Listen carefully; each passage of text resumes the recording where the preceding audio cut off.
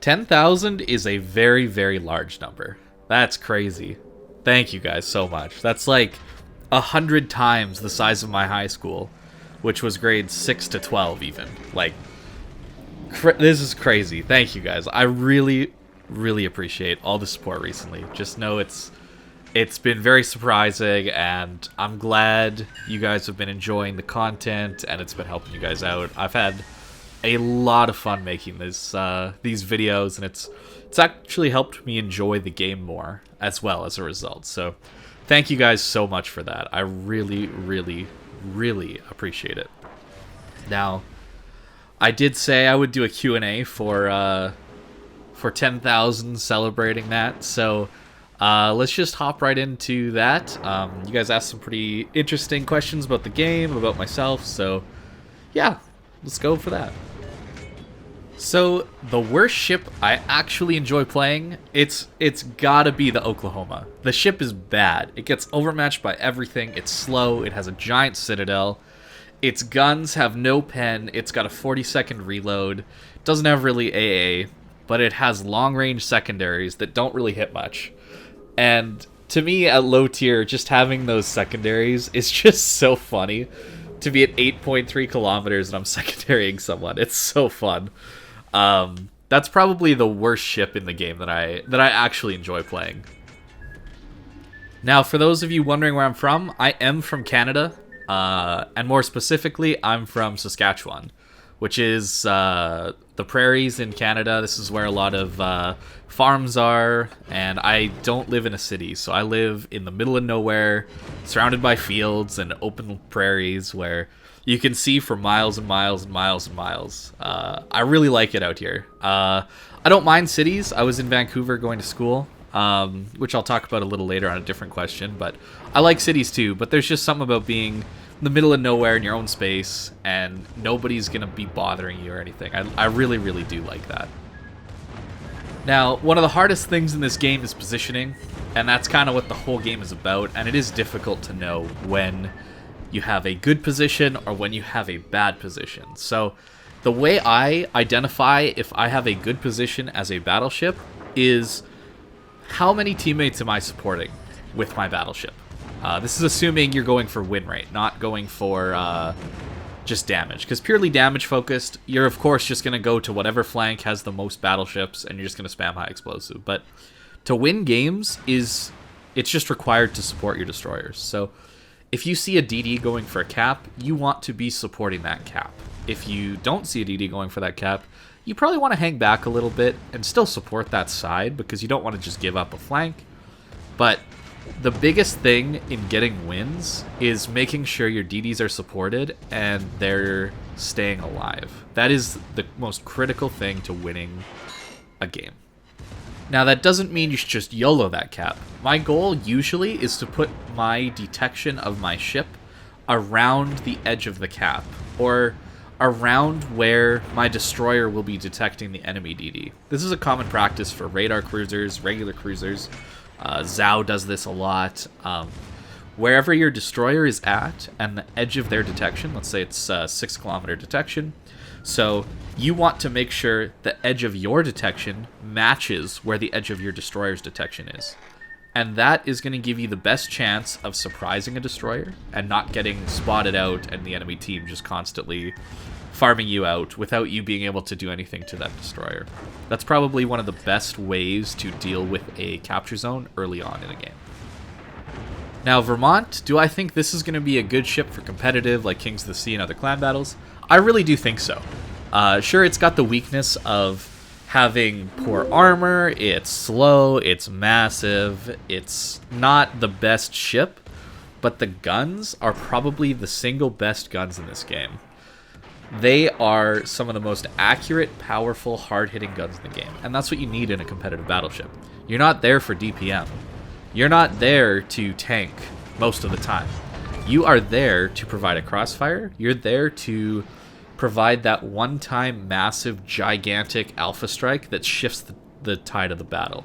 Your goal is to be there for that one shot. And what ship would you trust the most for one shot? Probably 12 very accurate 457mm guns that overmatch 30 millimeters and are probably going to deal 30k if they get 2 citadels. Yeah, that's what I'm trusting to deal the most amount of damage in those situations. So I haven't played it in competitive yet, but I'm assuming it's going to be great. Now this is an interesting question. How much time do I invest in streaming and videos?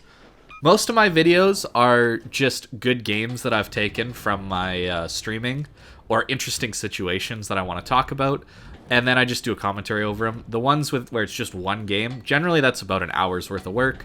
Putting it in a video editor, recording over it, exporting it, making a thumbnail, that kind of thing. About an hour's worth of work for a video like that. A review where I'm taking multiple clips and editing them together to make more sense and prove a point on what a ship is good at. So let's say I show the brawling side, I show the sniping side, I show the tanking, whatever, the spotting, that kind of different things. That'll take a bit more time, maybe a couple hours to do that. Videos like the aiming guide or CV video, those ones took me quite a while because those involved scripting and coming up with a plan, finding the right clips, all that stuff. It actually takes quite a while to do those ones. So it depends on the video, but most of the ones I'm putting up recently are around an hour. And that's mainly because I'm in school and I don't really have as much time to do these big, giant, long videos. Now, what do I do outside of playing World of Warships and streaming and making videos and that? I'm a student right now. I am in my third-ish year of computer science, second or third-ish year, depending on how the school gives me credits. So yeah, I'm basically a full-time student who just likes playing games and decided to make videos. Yeah, I am 25 years old, for those of you wondering, so I've done some stuff outside of this degree. This is something I've started more recently, but yeah, I'm just a student outside of it. So a lot of people ask me about the Siegfried, and they rightfully think that I would like it. And I do think I will like that ship a lot. The problem is, I despise the Research Bureau and regrinding. I hate it so much. I've gotten so tired of it that I've taken like a couple months off of just not regrinding anything. I'm around 10,000 research points away from getting Siegfried, but I just hate it so much. So I'll get it eventually, but for now I just can't stand regrinding, and I just want to play whatever ship comes to mind. I don't want to just focus on regrinding a line that I've played like a lot at this point. I just don't. I can't be bothered to play ships over and over and over again just to get a new ship that's slightly different than the other ones. So that's kind of why I haven't done it yet. Eventually I'll get onto it. Now, what are the top 3 ships I would want to nerf and why? Outside CVs, of course, because I think we all know how I feel about CVs. I would definitely say Thunderer, Conqueror, Smolensk. Anything with long-range, hyper-accurate HE just needs a nerf, straight up. The gameplay is so boring when there's ships like that in the game. You're punished so hard for pushing in because HE shells don't care about your angle. They don't care, and at long range, you would think, oh, dispersion will make it a little bit worse, but with these ships, their groupings are so tight and their shells deal so much damage, at least with Conqueror and Thunderer, you're gonna die very quickly if you decide to try and push in. So that's kind of the main thing. Those kind of ships. There's a few other ones, but those are kind of the main culprits that I dread fighting on the enemy team because I know it's just gonna be a boring sniping match. So now, what are the perfect ships for beginners? I think it's reasonable to assume a beginner can get to tier 6. I don't think that's too difficult, so I'm probably going to pick some tier 6 ships that would be very good ships in each class. So for battleships at tier 6, I think some really, really strong ones are going to be Fuso or Bayern, I think would be the 2 strongest ones to try. They have either lots of guns or somewhat accurate overmatch guns. They have good armor. One of the most frustrating parts about lower tier battleships is the overmatching and how you can't angle to anything. Where in the later tiers you start to be able to angle to things. So Bayern and Fuso having armor gives you that earlier impression of what higher tier is going to be like. Now, of course, My ultimate recommendation for battleships would definitely be to get a North Carolina. If you want to learn how to play a battleship, that it would be the perfect training ship. But that's pretty far off, and the grind to get it is not for everyone. New Mexico, Colorado, New York is not the funnest grind, let's just say. But then I also think the Japanese battleship line is probably one of the best all-around lines for getting good battleships at most tiers, and also for learning, so that would be kind of my recommendation, so Fuso or Bayern. Sometimes you can get taught the wrong things with Bayern and the German line because you don't get citadeled when you're broadside, so you can kind of get taught to sit broadside more often, which I don't think is very good. The Russian battleships are also a consideration. I just don't like them until really Sinop. I don't know why, I just didn't really catch on with the lower tier Russian battleships as much, so Fuso is one of my favorites, so that's why I would say that one probably.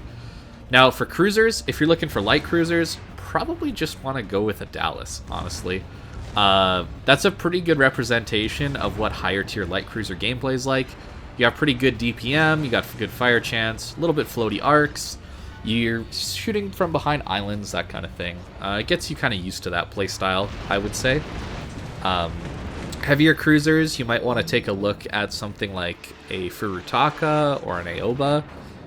Those kind of cruisers get the heavier guns at lower tiers, so you're getting more used to that shoot, wait a long time, shoot, wait a long time. So you're angling in between, you get decent concealment, that kind of thing.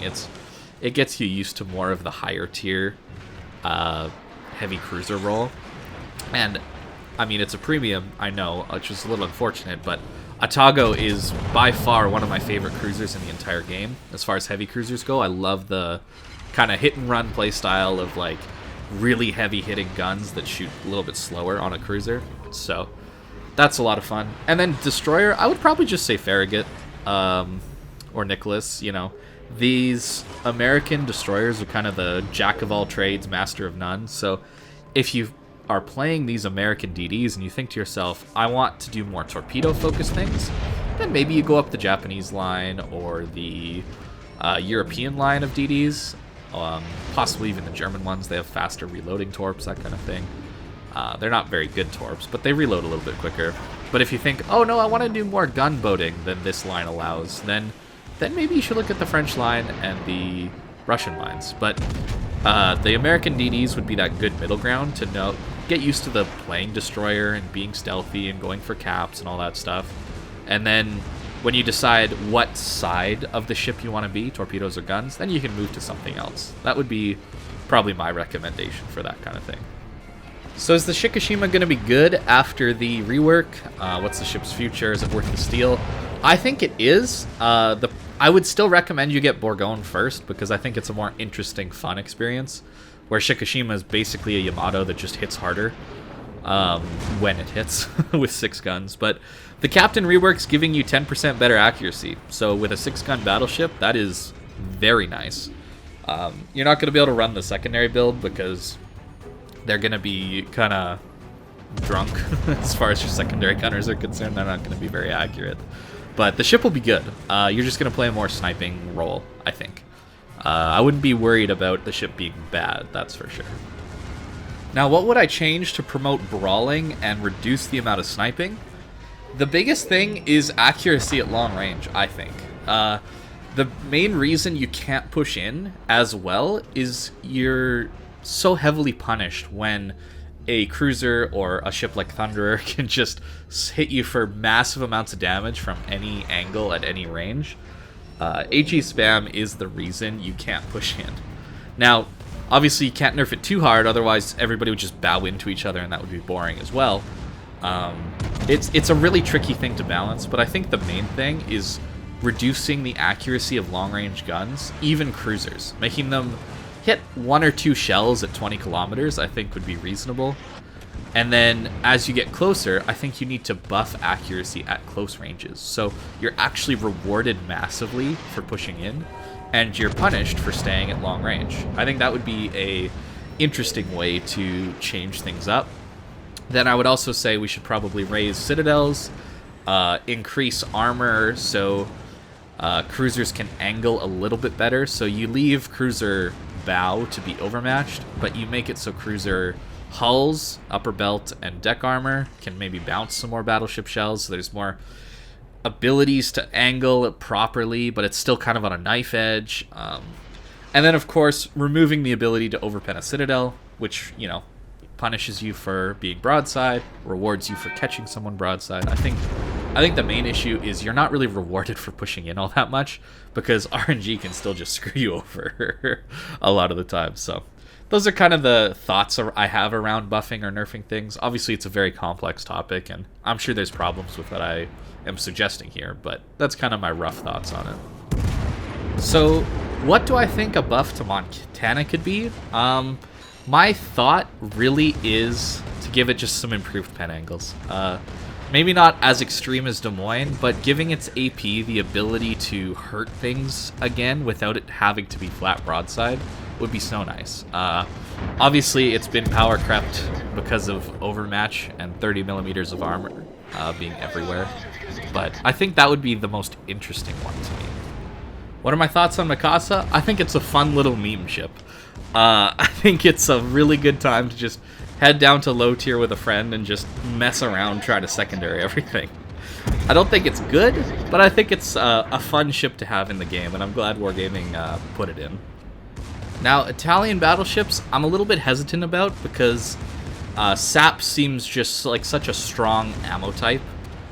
You get most of the benefits of AP, which is high alpha, without the downside of overpenning most of your shells. Sure, you can't Citadel, but I would gladly remove overpens from AP if I could just be full penning things all the time, even if I had to sacrifice Citadeling things. So, yeah, it seems like a bit of a too consistent, too powerful shell, and for battleship caliber guns, I think it'll be a tough time getting it balanced. That's kind of my initial impressions. I haven't played any of them yet, so I don't actually know how they are. How did I get so good at this game? Well, I've been playing it since open beta, and what I did is I was really bad at the start. I grinded directly for Yamato and only played Japanese battleships. And you can see from my stats of the early Japanese battleships that I haven't touched, I was pretty bad back in the day. And what helped me a lot was watching good players play and thinking, why are they doing what they're doing? And trying to analyze what I personally would do if I was in their situation. And then when they do something different and it works out better, I would think, okay, well, why did they make that choice? I was very critical and analytical when I was watching someone's videos or streams, and the main person I watched was Flamu from back in the day.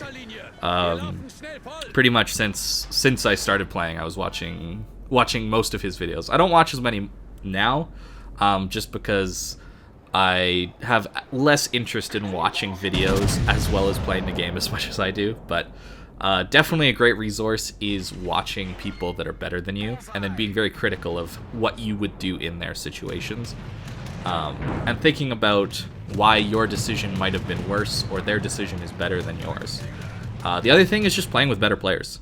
Join a clan, try and get the best one you can, find a good player and ask, hey, can I just play with you? That's probably one of the best ways to get better, and you can just play along with them, see what they're doing in-game, and how they react to the different in-game situations. Now, the German battleships are hopefully getting a secondary buff, so they're going to be a little bit more accurate. Overall, it's going to be around a 10% accuracy nerf, but you're getting a bit better range. The captain skills are going to cost you a little bit less. I think this is overall going to make secondaries a little bit worse, but not so bad. I think the secondary builds on GK and Bismarck, Freddy, these things are going to be still playable. I think it's a good change. Before this, I was definitely thinking I'm not going to really be running this if I want to do well. I'll still run it because, you know, it'll be entertaining on stream, but I don't think it'll be a good build. But now I think it'll be okay. I think it'll be okay. I haven't tested it yet. I haven't seen what it's like yet, so just keep that in mind. I'm just saying this based on what I think might happen. So to play two brothers and pull a flambasse, as it's known as, is a lot of fun. And the biggest thing you need is a radar or a hydro of some sort so that you know if there's a DD coming. Because that's your biggest threat, right? You're bow on to everything, but then the destroyers could just come in and kill you very quickly if you're in a battleship, for example. So having a radar or a hydro is very useful. And then it's all about island management. Like I talked about in my Battleship Brawling Guide, it's all about isolating 1v1s as much as you can with the islands that are around you. I like it. It's a fun thing to do. It doesn't always work, which is maybe why it's also fun, because when it does work, it's so hilarious. But yeah, I definitely do pull that one. Usually when I'm in a secondary battleship, I won't go down there if I'm in a cruiser or a destroyer or a sniping battleship. But with a secondary battleship, for sure, I'll make that play. It's a good one. So my first time playing competitive was back in 2017, I believe. And I was recruited to play Atago because someone in that clan had seen me playing Atago in a tier 10 game and actually doing quite well.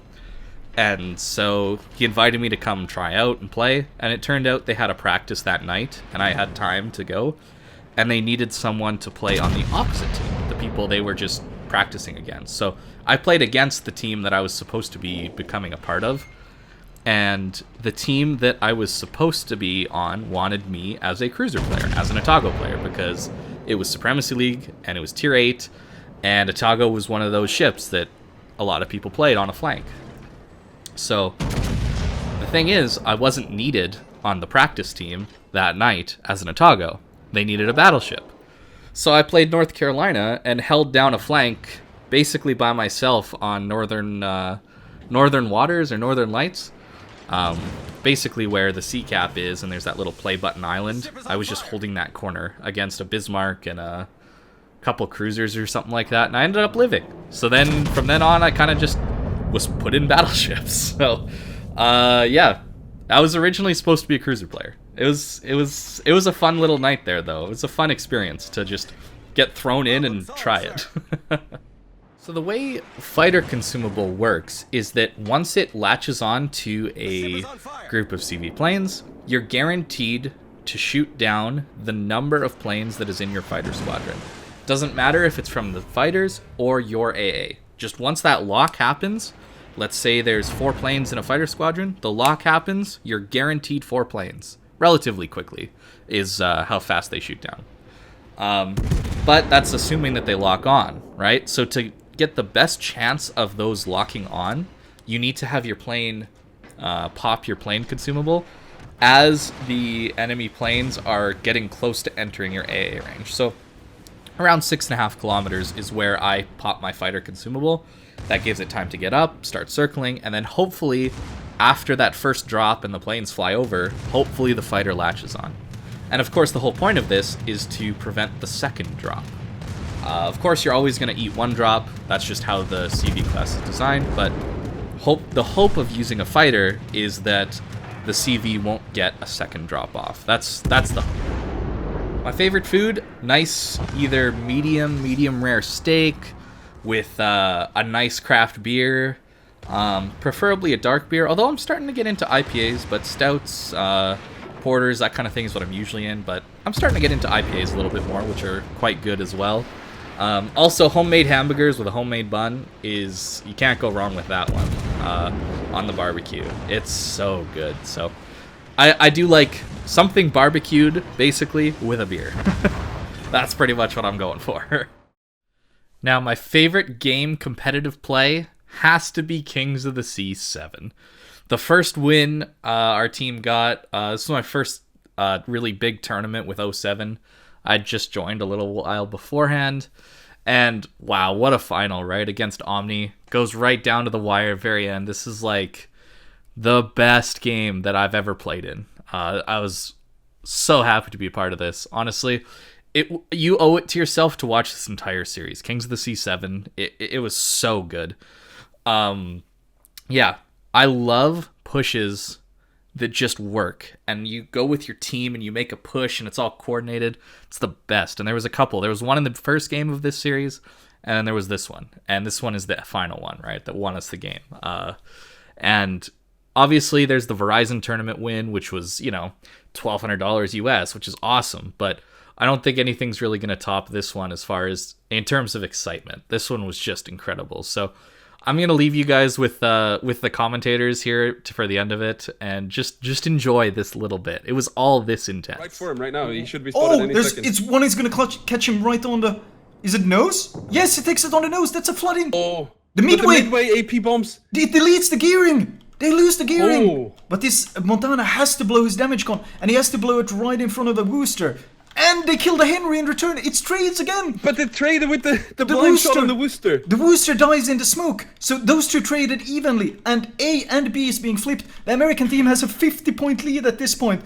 A 50-point lead, but the Montana has blown his damage con, but only the Minotaur remains, and there's blind fire coming in. It's so significant that they killed that Worcester with the blind fire. And huge hits into the smoke. Fantastic blind fire from the American Battleship.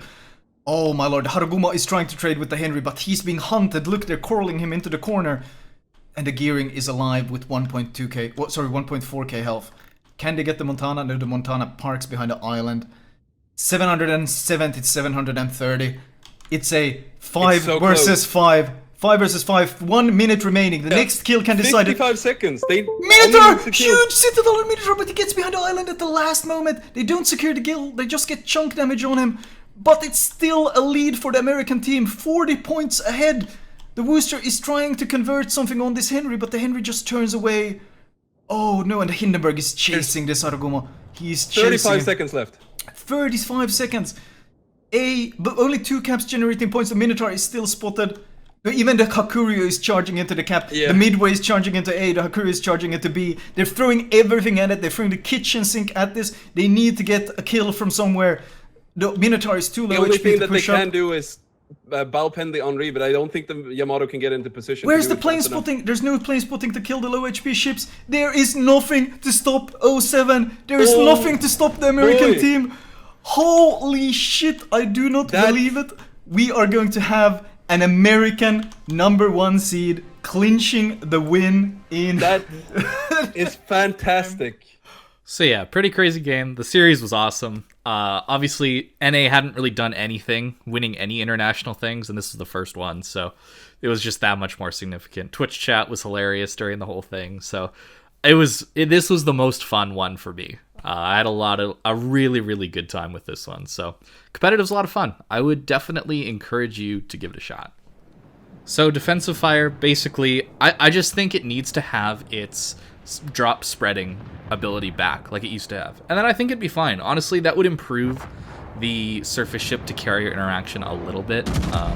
I don't think it would be perfect, but at least there would be something you could do to, as a surface ship, to prevent a drop, because currently there's really nothing aside from just dodge, which is horrible advice. So this is actually a funny one. Consumable usage with my mouse. I use my mouse for the farther away consumables simply because I've fat fingered the wrong consumable sometimes when they're the ones on like T, Y, or U, or however far out they go.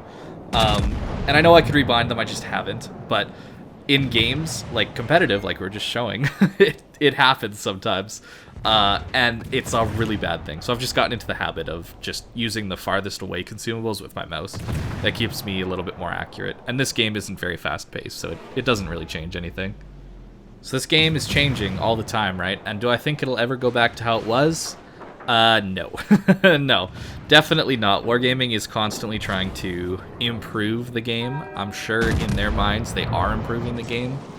I would debate that, but they're at least trying, and it won't ever go back to how it was. So bad news there, but hopefully it gets better in the future, you know what I'm saying? So now, big cruiser content. I have plans for it, but I just don't want to do it until the Captain rework goes through. It's so close. I may as well just wait, because the large heavy cruisers are losing a lot of their survivability upgrades that they can do on their Captain, so I just want to wait until then and then reevaluate how they are. Now, the best battleship line and the worst battleship line, kind of interesting ones. I would say the best battleship line to learn on is probably the Japanese ones. The best battleship line in terms of power, well, it's probably going to be the Russian line, or perhaps you could make an argument for the British line.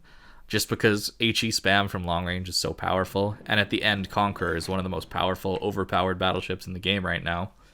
And then the worst line, I hate to say it, but it's probably the American line. The Montana sucks at tier 10. Iowa's decent at tier 9. NC's great at tier 8. Colorado's no fun because it's so slow and you get overmatched. New Mexico, same. New York, same. Wyoming, same. It's just like, I think that's probably the saddest line, even though North Carolina is probably one of the best battleships in the game, tier for tier. And Iowa's up there pretty good too, but the rest of the line around it, I don't recommend it. So that's kind of it for now. This is a 30-minute video already, so I kind of went way too in-depth probably for a just simple Q&A video, but I really appreciate you guys, all the support and the subs, and it's been great. I really, really appreciate you guys hanging out with me in streams and watching my videos and providing feedback and all that stuff. I hope I can keep doing this for a while, and I hope you guys keep enjoying it. So I really, really appreciate it, guys. Thank you again for 10,000.